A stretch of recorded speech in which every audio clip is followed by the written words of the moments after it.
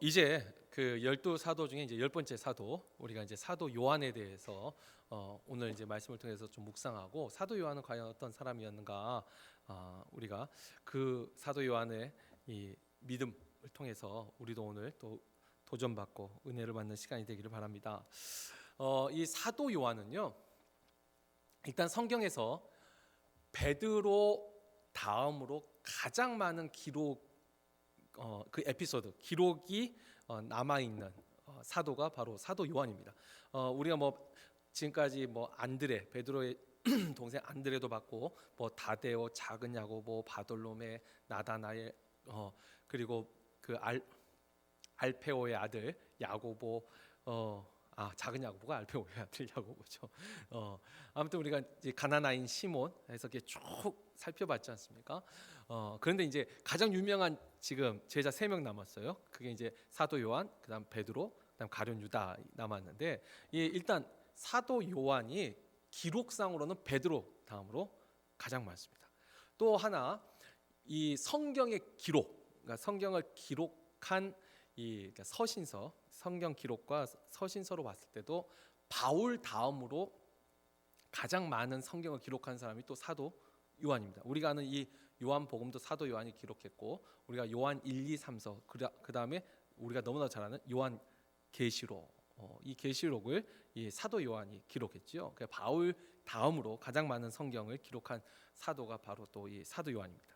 그리고 또 이 사도 요한의 또 잘 알려진 특징이 뭐냐면, 12사도 중에서 유일하게 순교하지 않고, 쉽게 말해서 이제 늙어서 죽고 다 94세까지 나이 들어서 세상을 떠난, 순교하지 않는 이 제자 12 사도 중에 순교하지 않은 유일한 사도죠. 그리고 또 이제 전승에 가면 12사도 중에서 가장 어린 제자였습니다. 우리가 이 세베대의 아들 할 때 항상 야고보와 요한입니다. 요한이 더 유명하긴 하지만 그 형 야고보는 제일 먼저 이제 순교한 이 야고보고, 근데 이 요한이 동생이에요. 근데 야고보보다도 어렸을 뿐만 아니라 전체적으로도 가장 어린 제자가, 나이가 어린 제자가 바로 이 요한이었다. 그리고 이제 이 사도 요한에게 있어서 또 아주 이제 특징적인 게 뭐냐면은, 주께서 사랑하시던 제자. 우리가 지금 방금 전에 읽었던 본문 속에도 여러 번 등장했는데, 주께서 사랑하시던 제자라고 표현이 돼요. 근데 우리가 이제 딱 보면은 주께서 사랑하시는, 원래 주님이 다 사랑하시죠. 근데 그 중에서도 특별히 요한을 더 사랑한 것처럼 표현이 됐어요. 그래서 우리도 주님이 또 편애를 하셨구나, 우리가 이걸 볼 수가 있는데, 근데 참 재미있는 것은 주께서 사랑하시던 제자라는 표현은 요한복음에만 등장해요. 쉽게 말하면 자기가 요한복음을 적으면서 자기 자신을 주께서 사랑하시던 제자라고 자기가 표현을 하는 거예요. 지금 이게 이건 그러면 주님이 실제로 편애했던 게 아니라 그냥 자기 그냥 생각, 자기 착각, 뭐 다른, 예를 들면 마태복음에서 주께서 사랑하시던 제자 요한 뭐 이렇게 했으면 다른 제자들이 인정을 하는데, 이건 자기가 자기를 기록하면서 주께서 사랑하시던 제자라고 이제 표현을 해요. 자, 아무튼 이 사도 요한에 대한 뭐 지금 제가 이제 아주 간략적인 그 설명을 드렸는데, 지금 이 이야기를 이제 조금 자세하게 한번 성경을 통해서 한번 찾아보면, 일단은 우리가 지난주 이 사도 요한의 형 야고보에 대해서 제가 설명을 드렸죠. 그때 기억나세요? 일단 이 세베대 아들 야고보와 요한의 집안은 같은 어부의 집안인 베드로보다는 조금 더 잘 사는 집안이라 했습니다. 중산층 어부 집안, 그러니까 품꾼을 두고, 일꾼을 두고 고기를 잡을 수 있는 집이었다. 그러니까 경제적인 여유가 있는 집이었다. 똑같아요. 그 형은 야고보하고, 또 그 어머니 살로메가 예수님의 이모였다. 아까 우리가 읽었던 본문에도 25절에 예수님 그 마지막 십자가 곁에 서 있는 여인이 4명이 있어요. 그 중에 3명의 마리아와 1명의 그 다른 이름 살로메가 있는데, 3명 마리아는 일단 예수님 엄마 마리아가 있고, 그 다음에 이 글로바의 아내 마리아가 있고 막달라 마리아가 있어요. 예, 똑같은 마리아지만 다른 사람. 그리고 한 명이 바로 여기선 이모라고 나오잖아요. 그게 곧 세베대 아들들의 어머니 살로메. 이 이모예요. 근데 이모라는 표현 말 그대로 진짜 이모예요. 그렇게 되면 아마 예수님의 어머니 마리아와 어떤 친척지간, 꼭 친자매는 아니라도 뭐 하여튼 친척지간, 사촌 지간이든 뭐 거기까지는 기록이 없으니까 정확하게는. 근데 어찌됐든 친척지간이에요. 그리고 지난주 말했던 야고보, 형 야고보처럼 베드로와 안드레 형제는 좀 형제간의 성격이 좀 달랐어요. 그러나 이 야고보와 요한은 두 형제가 다 다혈질이었어요. 다 우리의 아들이라는 이 별명을 야고보만 붙인 게 아니라 요한에게도 붙여주셨어요. 주님이 여전히 다혈질이에요. 그리고 예수님이 오는 걸 거부했던 사마리아를 향해서 우리가 불을 하늘에 명하여 불을 내려 이 성읍을 태우시기를 원합니까? 요한이 형하고 똑같이 말합니다. 그러니까 이 요한도 우리가 이제 가장 어리고 가장 오래 살고 해서 굉장히 온유한 것 같지만 요한도 형 야고보 못지않게 굉장히 화끈하고 다혈질 사람이 바로 이제 사도 요한이. 뭐 똑같이 그 형하고 가서 우리가 청탁하죠. 하나는 주의 좌편에, 하나는 주의 우편에. 요한도 형 야고보에 뒤지지 않아요. 여전히. 그리고 형 야고보와 함께 예수님의 가장 최측근에서 늘 베드로, 요한, 야고보 이 세 명 데리고 회당장 야이로 집에도 셋만 데리고 가시고, 변화산에도 셋 데리고 올라가시고, 겟세마네 동산에서 따로 떨어져서 갈 때도 이 셋을 데리고 갈 정도로 늘 주님 곁에 있었던. 여기까지 형 야고보하고 다 동일합니다. 똑같아요. 그런데 형 야고보하고 이제 다른 부분이 두 가지가 더 기록이 되어 있는데, 이제 첫 번째는 우리가 먼저 읽었던 본문 19장에 나와 있죠. 아까 예수님의 십자가 곁에 4명의 여자가 있었습니다. 그런데 거기에 남자 한 명이 끼어 있어요. 누구죠? 그게 바로 사도 요한입니다. 그러니까 다른 12제자, 다른 사도들은 다 지금 도망갔어요. 어디에 지금 처박혀 있는지 몰라요. 어디 멀리서 보고 있는지 어쩐지 다른 그러니까 11사도의 이야기는 없어요.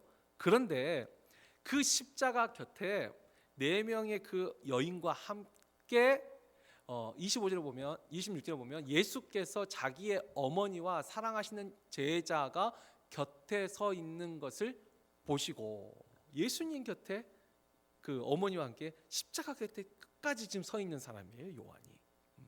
그러면서 그걸 보시고 주님이 뭘 해야죠? 자신의 어머니 마리아를 이 요한에게 부탁합니다. 그래서 여자여 보소서 아들이니이다. 그리고 26절 7절에 보면 또 그 제자에게 이르시되 보라 내 어머니라 하신대, 그때부터 그 제자가 자기 집에 모시니라. 그래서 이 사도 요한에게 있어서 예수님의 십자가 곁에 유일하게 남아있던 남자죠. 남자면서 주님이 십자가 위에서 자신의 어머니를 부탁한 제자가 바로 이 사도 요한입니다. 근데 이 주님께서 이 어머니를 이 요한에게 부탁하실 때 왜 요한에게 부탁하셨을까요? 한번 생각을 해보죠. 뭐 우리가 얼핏 생각할 때는 그 요한이 어쨌든 친척 관계잖아요. 그 어머니가 예수님의 이모라면 예수님의 어머니가 요한에게도 이모겠죠, 똑같이. 그리고 또 경제적인 또 여유가 있는 집안이고, 그러니까 부탁할 수 있었겠죠. 근데 진짜 그 이유일까요? 친척이고 어떤 여유가 있어서 주님이 여자여 보소서 아들입니다. 또 제자 보고 내 어머니라 하면서 부탁했을까요? 아니, 근데 사실 예수님의 보세요, 친동생들도 있었잖아요. 예수님이 지금 맞이긴 하지만 또 우리가 뭐 보지만 나중에 예루살렘 교회의 큰 기둥이었던 그 진짜 친동생 야고보라고 또 따로 있었잖아요. 그거 말고도 다른 동생들이 있었어요. 그럼 그 동생들한테 부탁하면 되는 거잖아요. 근데 왜 요한에게 부탁했을까? 일단 저의 생각은 그렇습니다. 십자가 곁에 있었기 때문이에요. 다른 이유 없이 딴 어쨌든 뭐 예수님의 동생이든 다른 제자든 일단 다 도망가고 없어.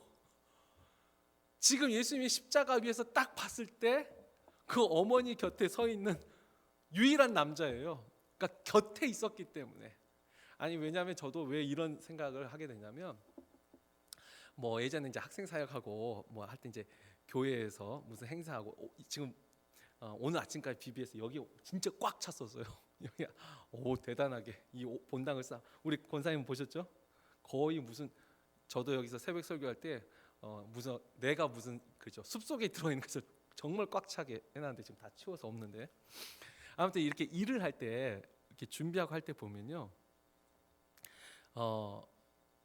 잘하는 사람한테 물론 부탁을 하죠. 잘하는 사람. 그런데 이제 실제로 일을 할 때 보면요 제가 이제 많이 할 때 보니까 누구한테 주로 일을 시키게 될까요? 그러니까 누구하고 함께 일을 하게 될까요? 딴 거 없더라고요. 내 곁에 있는 사람하고 하게 돼 있어요. 그러니까 이 사람보다 더 잘하는 사람이 있어요. 근데 그 잘한 사람은 그래도 내 옆에 없어요. 그 사람하고 일을 못 하는 거예요. 그렇지 않나요? 아니 해보니까 그렇더라고요. 결국은 내 곁에 있는 사람하고 곁에 남아 있는 사람하고 일을 하게 되더라고요. 그래서 제가 어느 날 묵상하다가 그 전에 저도 주님이 요한을 특별히 사랑하셔서 어머니를 부탁했구나라는 생각을 가지고 있었어요. 근데 어느 날 보니까 요한복음만 그렇게 말해요. 그러니까 요한이 자기 스스로 생각할 때 주님이 자기를 사랑했다고 말하고 있지 주님이 진짜 요한을 사랑해서 특별히 어머니를 요한에게 맡겼나? 그런 생각이 들더라고요. 그리고 그 십자가에 못 박힐 때 그 장면을 이미지로 그려보니까 지금 주님 얼마나 괴로우세요. 다른 뭐 어떤 여유 누구 동생을 불러와라 누구 부를 여유가 없는 거예요. 그냥 눈앞에 그래도 십자가 곁에 서 있으니까 여자여 보소서 아들입니다. 그러니까 그 구레네 시몬 그 예수님이 십자가 지고 올라가실 때 구레네 시몬이 대신 지잖아요. 구레네 시몬이 특별한 사람이었을까요? 그것도 마찬가지예요. 주님 십자가 지고 올라가실 때 하필 힘들어서 넘어졌을 때 그때 바로 옆에 있었으니까 그 로마 군병이 네가 대신 져 그렇게 적겠죠. 저는 그러셨을 거라고 저는 생각해요. 십자가 위에서 그 곁에 서 있는 유일한 제자 아마 그 제자에게 어머니를 부탁하지 않으셨을까. 어쨌든 이건 저의 생각입니다. 아까 뭐 친척이고 경제적 여유가 있고 그것 생각하시면서 고려하셔서 또 주님이 사랑하시니까 요한에게 부탁하셨는지 모르겠지만 일단 저는 곁에 있었기 때문에 주님이 부탁하지 않았을까 생각을 해요. 자 그리고 이제 또 두 번째 그 형 야고보하고 없는 또 에피소드가 뭐냐면 이제 두 번째 읽었던 본문이죠. 이 여인들 그러니까 이 여인들이 또 이 부활절에 이 여인들이 주님의 무덤을 찾아갔어요. 향유를 바르기 위해서. 그런데 갔더니 무덤이 비어 있는 거예요. 주님이 부활하셨어요. 놀라서 이 여인들이 가가지고 우리가 부활하신 주님을 만났다. 자 그러니까 한 곳에 모여있던 제자들 중에 일단 유다 빼는 11명 중에 제일 먼저 뛰어서 달려가는 사람들이 누구였어요? 바로 베드로하고 이 사도 요한이에요. 여기서 오늘 이제 보면은 2절에 시몬 베드로와 예수께서 사랑하시는 그 다른 제자에게 달려가서 말하되 그래서 3절에 보면은 베드로와 그 다른 제자가 나가서 무덤으로 갈새. 그러니까 2절에 여전히 그 사랑하시는 제자와 베드로, 그러니까 요한이에요 지금. 베드로와 요한에게 말하는데 이 둘이 그냥 뛰었어요. 근데 요한이 확실히 더 젊다, 더 어리잖아요. 더 잘 뛰었어요. 먼저 도착했어요 무덤에. 근데 하여튼 성격 급한 사람이 먼저 뛰는 거예요. 이 둘 다 성격 급해요.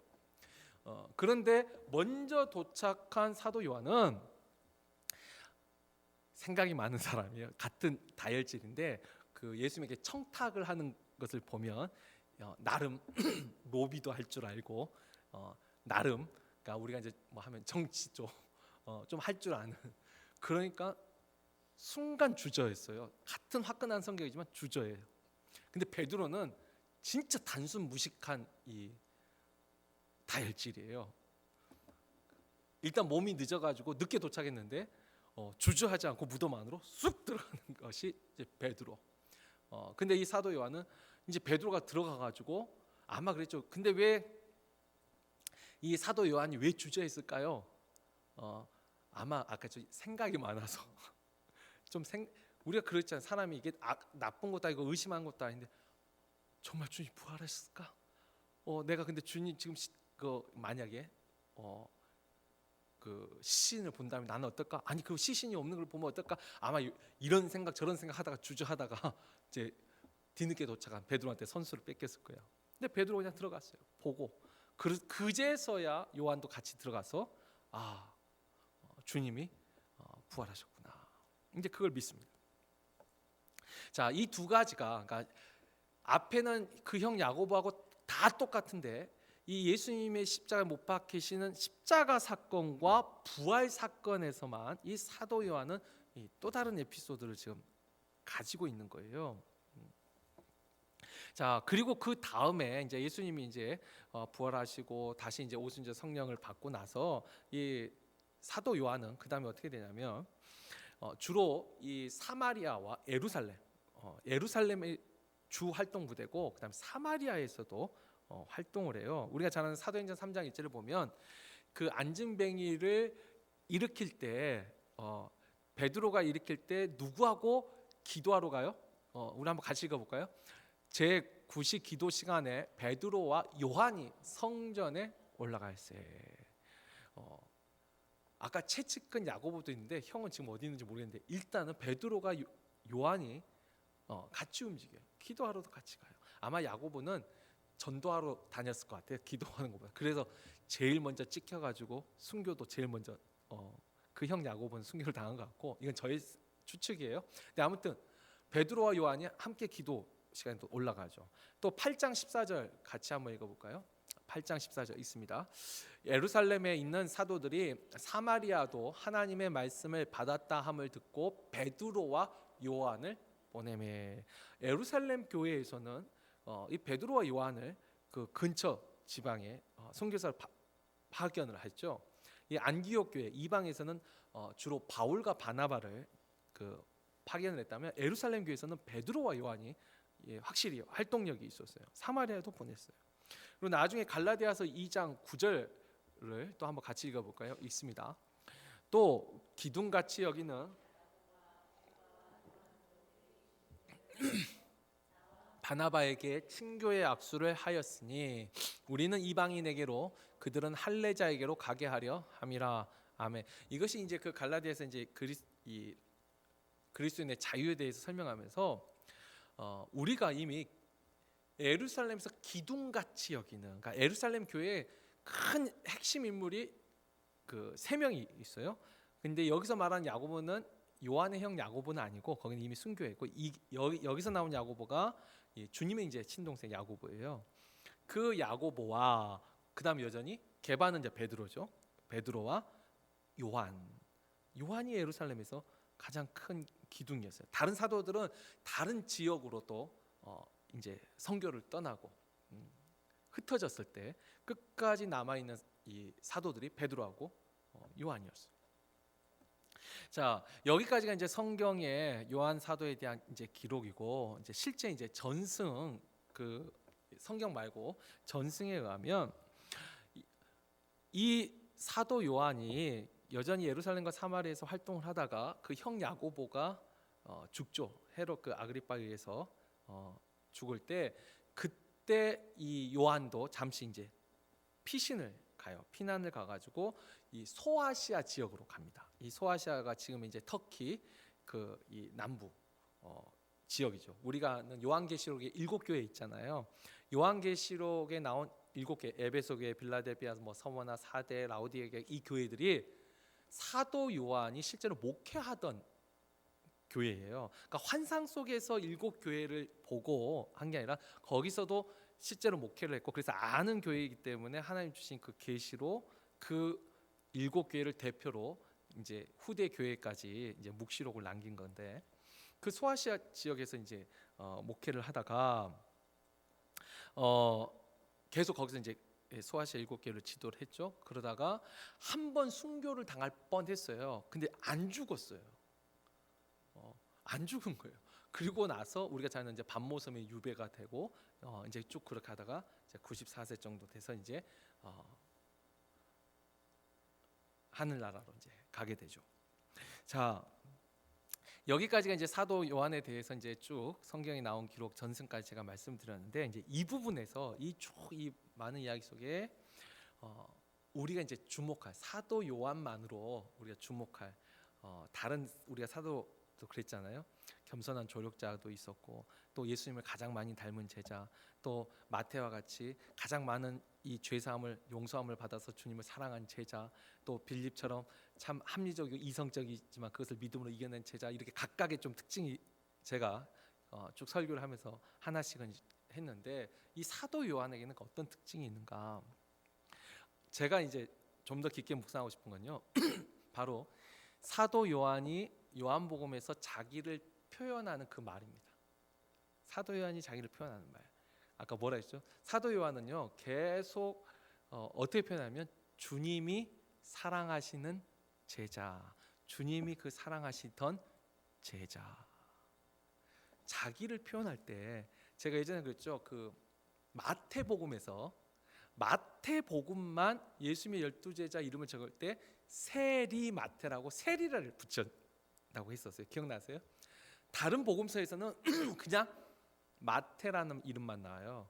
근데 마태복음, 그러니까 자기가 자기를 적으면서 마태는 세리라는, 정말 어찌 뭐 불명예스럽고 다른 이 그 성경 저자들도 어찌 보면 약간 일부러라도 그 직업은 빼고 그냥 마태라는 이름을 적었지만 본인은 세리를 적었어요. 왜요? 자기는 그게 그 용서함 받은 나 같은 죄인을 사랑해 주시나. 저는 그 표현이 마태의 주님을 향한 사랑의 표현이라고 생각해요. 근데 요한은 왜 주님이 사랑하시던 제자라고 자신을 표현했을까? 제가 예전에는 이 의미를 솔직하게 잘 몰랐어요. 생각을 잘 못했는데, 일단은 상담학을 좀 공부를 하고, 그리고 목회를 하면서 많은 이제 사람들을 만나게 되잖아요. 예전에 이제 주로 처음 제가 이제 고등학교 때 주님을 인격적으로 만나고 성경을 이제 처음으로 제대로 읽기 시작한 게 이제 고2 때부터 읽었는데 그때는 이제 성경을 읽어도 어찌 보면 지식적인 것이 좀 많았죠. 오히려 공부하고 할 때는. 근데 목회 현장으로 와서 사람을 만나고 그다음에 상담학을 공부를 하고 하다 보니까, 여러분 쉬운 예로요. 제가 한번 질문 던져볼게요. 우리 부모님이 예를 들면 또 내 뭐 엄마는 조금 또 확률이 조금 많아요. 근데 예를 들면 아빠가 나를 참 사랑했다. 그러니까 나를 사랑하는 아빠, 아빠가 사랑하는 딸, 아빠가 사랑하는 아들. 이 표현을 여러분 어떠세요? 아, 나는 우리 아빠가 날 참 많이 사랑했다. 믿으세요? 확신하시는 분? 그렇지. 우리 아내는 손 들릴 거라 나는 확실하고. 아, 다 손 들고 다 손 드실 거예요. 그렇죠? 쑥스러워서. 근데요, 그나마 교회 아니니까 좀 많아요. 이게 세상으로 가잖아요. 그게 참 어렵다는 걸 알았어요. 그래서 이제 기독교 상담학자 중에서 이런 말씀을 하시는 분들이 계세요. 어렸을 때 아버지로부터 무한한 애정과 사랑을 받고 신뢰를 한 사람들이 하나님도 그와 똑같이 신뢰하고, 어렸을 때 아버지를 무섭게 여기고 어려워했던 사람들은 여전히 하나님을 좀 어렵게 생각하는 경향이 있고, 이 부모로부터 그런 온전한 애정이 확립되지 않는 사람들이 하나님과의 관계 속에서 그런 이 확신을 갖는데 못 갖는다는 게 아니라 어려움을 겪는다. 그런데 어느 정도 일리가 있다는 생각이 들어요. 근데 교회 안에서도 그렇지만 세상을 가면요, 내 부모가 특히 뭐 아버지가 나를 사랑한다 라고 확신하는 사람이 생각보다 그렇게 많지 않습니다. 특별히 이제 물론 나중에 자기가 아들을 이게 하고 부모가 돼서 이해하는 것, 그건 이해하는 거지. 이제 그때 뭐 우리 아버지, 우리 어머니가 그래도 날 사랑했구나. 나중에 뒤늦게 철드는 거, 그건 철이 드는 거고. 그렇지만 제가 아이들을 가르쳐 보고 했는데 진짜 어렸을 때부터 이제 특히 우리가 10대 시기부터 청년의 시기, 아직 자기가 부모가 되기 전에 우리 아버지, 그러니까 어머니는 조금 더 많지만 나를 사랑한다, 그런 확신이 있잖아요. 그래도 사랑하겠지까지만 해도 그런 건 좀 많지만 정말 나는 우리 아버지가 나를 정말 사랑해 라고 확신하는 거, 그게 아주 귀한 거더라고요. 그 믿음이 정말 귀한 거더라고요. 그 세상 지식을 제가 잠깐 빌려와도 그래요. 그렇게 형성된 사랑에 대한 확신이 있는 사람은 세상을 살아갈 때도 용기가 있다. 자신의 자존감이 올라가는 거예요. 그러니까 우리가 이제 가장 최악의 경우들은 그러니까 이제 가족 안에서 어떤 성폭행이라든지 이런 그 학대, 특별히 학대 아동 상담을 통해서 그쪽을 보면 자존감이 철저하게 무너져 있어요. 그리고 인정받지 못할 때, 부모로부터 인정받지 못한 것에 대한 이 상처들, 뭐 우리가 이제 뭐 그런 트라우마도 이야기도 하는데, 아무튼 그런 것을 공부하면서 이 요한이 자신을 표현할 때 주님이 사랑하시는 제자, 그 다음부터 이 표현이 참 아주 특별하고 귀하게 보이더라고요. 그게 참 당연한, 그러니까 일반적이면 별로 귀하지 않은데 오히려 공부를 하면서 이렇게 말을 할 수 있는 것, 다른 모든 제자들 보다도 아마 베드로 있죠. 주님께서 바요나 시몬아 내가 나를 사랑하느냐 할 때 베드로는 심히 걱정하면서 주께서 아시나이다. 근데 주님이 이렇게 물어봐도 그렇게 하는데 시몬도 나 같은 죄인은 주님을 모른다고 부인했던 나를 주님이 나를 사랑하실까? 저는 그 질문을 조금 다르게 보면 주님이 너는 나를 사랑하느냐, 그 질문을 통해서 어쩌면 베드로의 마음속에 있는 주님이 나를 사랑하실까, 주님이 나를 용서하실까, 저는 그 마음을 그 질문을 통해서 저는 답을 주셨다고도 생각해요. 내가 너를 사랑하는데 우리가 그럴 수 있잖아요. 뭔가 잘못했을 때 정말 부모님이 나를 사랑하실까? 여러분 이게 가정만 하면 또 그런데 여러분이 일하는 직장이나 내가 살면 어떤 동료라든 터전에서 여러분 적어도 요한과 예수님은요, 가족, 아까 친척 관계는 친척 관계지만 부모 자식 관계는 아니잖아요. 어찌 보면 스승과 제자의 관계예요. 근데 여러분 아까 이제 그 질문을 또 던져볼게요.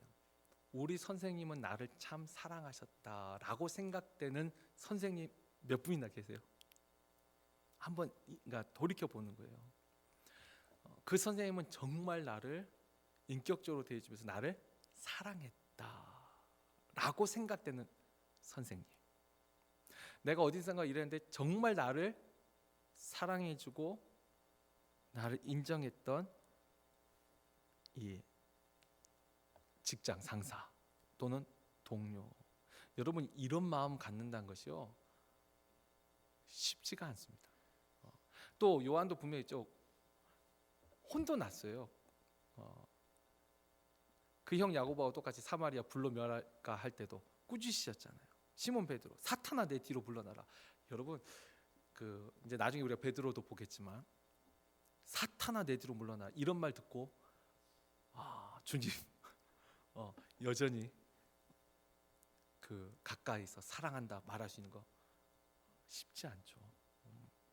근데 어쨌든 이 사도 요한 나를 주님이 사랑한다. 자기도 주님을 지금 사랑하고 있지만 주님이 나를 사랑한다는 확신을 가진 사도. 아주 참 그 표현이 귀한 것 같아요. 그건 내 부모가 나를 사랑한다는 확신, 또 내 스승이 나를 가르쳤던 선생이 나를 정말 사랑했다는 확신, 또 나와 함께 일했던 사람들이 나를 사랑했다는 그 확신을 갖는 거. 우리는 오히려 확신보다는 의심이 많죠. 또 불안감이 있잖아요. 내가 저 사람 나 사랑한다고 믿었다가 혹시 내가 상처 입을까 봐. 우리 스스로도 그렇지 않나요? 제 안에도 그런 것 좀 있는 것 같아요. 사도 요한. 그리고 솔직히 제가 하나 고백하자면 우리 아내도 저한테 그런 말을 하는데, 저는 저희 어머니로부터는 정말 무한한 그 사랑에, 어머니의 사랑에 대한 확신이 확실히 있어요. 제가 그나마 그것 때문에 크게 어긋나지 않고 온 것 같아요. 근데 또 한편의 절반은 저는 제 아버지에 대한 확신은 없어요. 그게 형성이 안 됐어요. 어찌 보면 가족 간에. 그래서 한쪽에 늘 믿는 마음과 함께 언제든 사람의 관계는 등을 돌릴 수 있다는 또 이것도 늘 같이 있어요. 그러니까 근본적인 어떤 그 신뢰가 한쪽 부분은 좀 무너져 있는 거예요. 그래서 제 자신이 이런 표현들이 참 공부를 하면서 이게 정말 또 귀하구나. 꼭 남의 사례뿐만 아니라 내 자신을 봐도. 그래서 저희 어머니가 보여주셨던 그 사랑대로 사람을 믿고 하는 그 태도도 하나 있고, 그러나 저희 아버지를 통해서 또 형성된 것처럼 언제든지 사람은 또 완전 남이 될 수도 있고 등을 돌릴 수도 있고 배신할 수도 있고. 그래서 제 남의 이제 정리는 그래요. 사람은 믿을 존재는 아니고 믿어 그냥 주는 존재, 그리고 사랑해야 할 존재, 아직 의지할 존재는 아니다. 이 두 가지가 이제 그냥 그렇게 형성이 된 것 같아요. 뭐 제 개인적으로는 하나님이 나의 환경 속에서 그와 같은 그것도 하나님이 나에게 주신 깨달음으로 그거 뭐 막 이걸 부인하진 않는데, 근데 오늘 이 사도 요한 어쨌든 그 주님의 사랑을 확신했다는 거, 그게 얼마나 귀해요. 이 질문은 이제 우리 자신에게 한번 해보죠. 주님이 정말 나를 사랑하시는가? 지식이 아니라 사도 요한처럼 정말 그런 확신을 내가 가지고 있는가? 이 사도 요한을 통해서 우리에게 던질 질문은 그거예요. 나는 주님이 정말 나를 사랑한다라고 확신하는가? 정말 주님은 내가 기도하는 거 들으신다고 날 사랑하시니까. 그렇잖아요. 정말 사랑한다는 그 확신 속에는 내 말을 들어주는 걸 내가 확신하는가? 우리가 가끔 그런 거 있잖아요. 하나님은 누구는 사랑해, 누구는 더 사랑해. 우리도.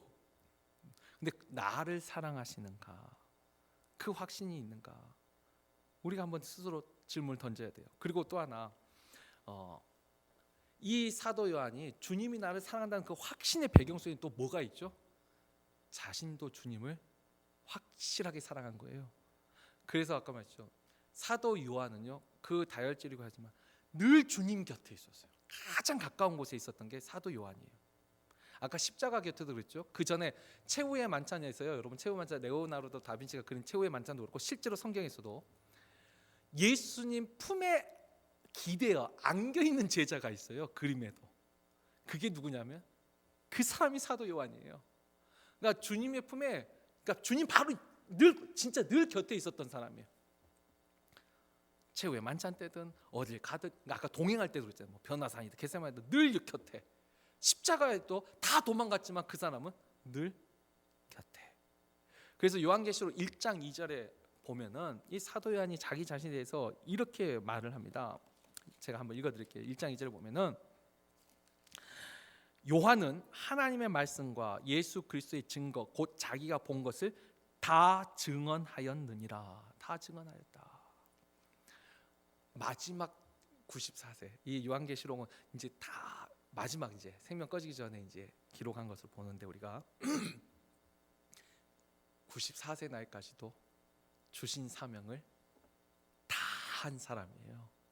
주님 부활해서 승천하셨지만 자기에게 주어진 생명이 꺼지기 그 순간까지도 여전히 주님 곁에 남아 있는 사람, 그 사명을 다 한 사람. 물론 모든 12사도도 다 마찬가지지만 사도 요한은 어쨌든 그 나이 들을 때까지 끝까지 주님 곁에서 주님을 사랑한 사람.